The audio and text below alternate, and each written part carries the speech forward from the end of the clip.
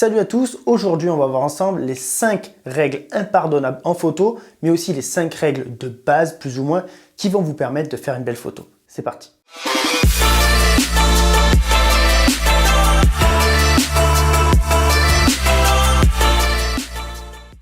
Alors en photo, une des choses les plus importantes est forcément le cadrage. Soit en photo ou même en vidéo, c'est la chose la plus importante. Et donc ici on va voir 5 erreurs les plus importantes qui dégradent votre photo et qui peuvent vraiment en faire une photo pourrie, clairement, alors qu'en fait, ça pouvait être une très belle photo. On va voir ça et on va donc commencer par l'horizon. Alors l'horizon, c'est une des choses qui me dérange le plus. L'horizon d'une photo doit être toujours droit. Déjà pourquoi? Parce que dans la réalité, l'horizon est toujours droit. Même si votre tête penche comme ceci lorsque vous regardez la mer, si vous faites comme ceci, l'horizon ne bouge pas. Donc ne mettez jamais l'horizon tordu. Même s'il est tordu de ça, je le vois. Et moi, je fais la guerre à mes potes, à certains potes, je ne dirai pas leur nom, mais ils se reconnaîtront s'ils regardent la vidéo parce que je me régale à chaque fois, je les embête avec ça. Mais l'horizon doit toujours être droit. Parfois, sur certaines photos, on peut complètement casser cette règle et mettre un horizon comme ça parce qu'on va jouer par exemple avec la vitesse, sur de la photo automobile par exemple ou des choses comme ça.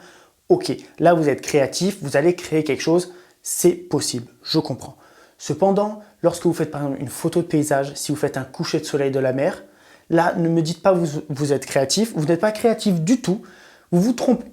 Donc là, très important, ne jamais avoir l'horizon tordu, toujours droit. Donc ça, c'est la première règle très importante. Maintenant, voyons voir la deuxième règle. En photo aussi, quand vous allez photographier quelqu'un, il y a souvent cette manie, moi je le vois sur Instagram, beaucoup les Instagrammeuses quand elles se prennent dans la rue en photo avec leur téléphone, que ce soit une photo avec le téléphone, une photo avec un appareil photo très cher, etc. Le concept est exactement le même de la photographie. Alors s'il vous plaît, ne coupez pas les pieds. Donc ça, c'est aussi très important. Alors bien sûr, si vous faites un portrait, vous coupez les pieds, c'est logique. Mais si vous faites aussi un buste peut-être de là à là, ok, vous coupez les pieds. Mais si vous me coupez juste le bout de la chaussure, ça, c'est pas possible.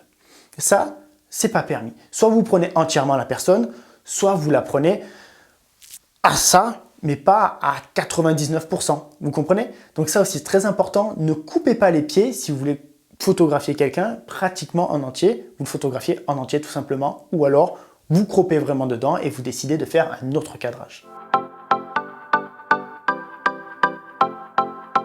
Les photos floues, là ça paraît logique, mais il y a beaucoup de gens qui aiment bien poster des photos floues, donc ça aussi c'est un concept assez particulier. Il y a aussi d'autres photos qui sont très artistiques, même avec du flou.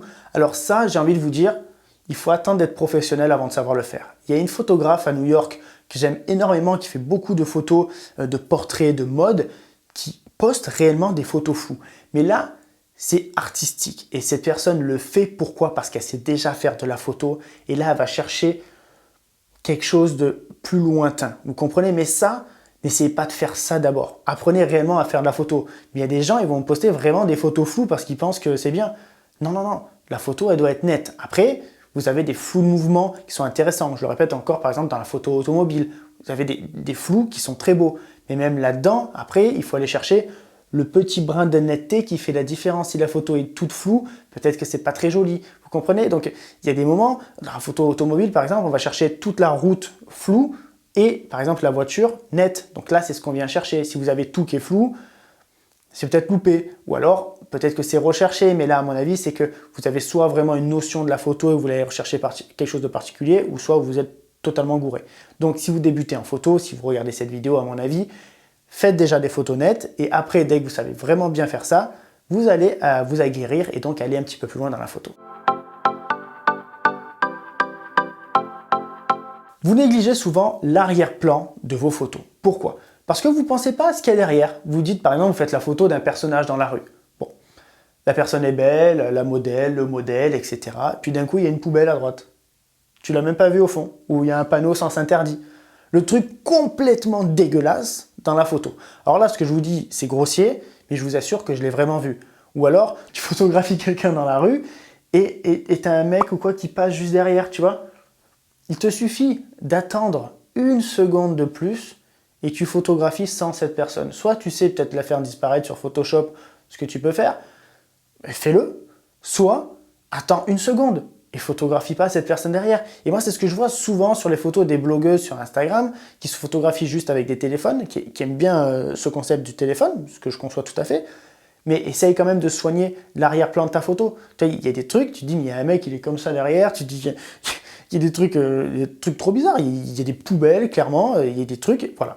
Donc ça aussi, soignez bien l'arrière-plan de votre photo. Le but, c'est qu'elle soit le plus unie possible, le mieux pour faire ressortir ce qu'il y a en avant, ce que vous voulez vraiment faire ressortir, peut-être le modèle de votre photo.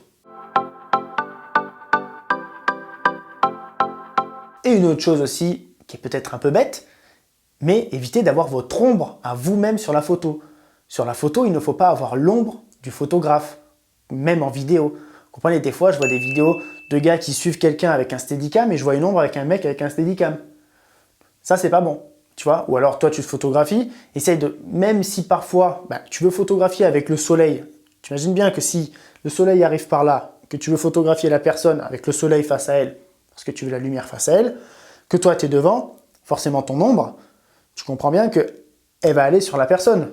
Ça dépend un peu de là où est le soleil, forcément. Mais ton ombre va sûrement aller sur la personne. Donc peut-être que parfois il suffit juste de te décaler un petit peu pour pas avoir ton ombre sur la personne. Un truc tout bête. Mais ça, je le revois souvent. Donc voilà, ça c'était la 5e règle la plus importante aussi, ne pas avoir ton ombre, que ce soit sur le sol ou sur la personne, ne pas avoir ton ombre visible dans la photo. Donc là, vous venez de voir les 5 règles les plus importantes de base, on va dire, du cadrage dans la photo. Des erreurs que je vois tout le temps. Donc c'est pour ça que c'était important de le dire. Si vous êtes expert en photo, je pense que ça, vous avez compris, vous n'allez pas faire cette erreur. Mais pourtant, à l'horizon, j'ai des amis experts, professionnels dans la photo qui font toujours un petit horizon tordu.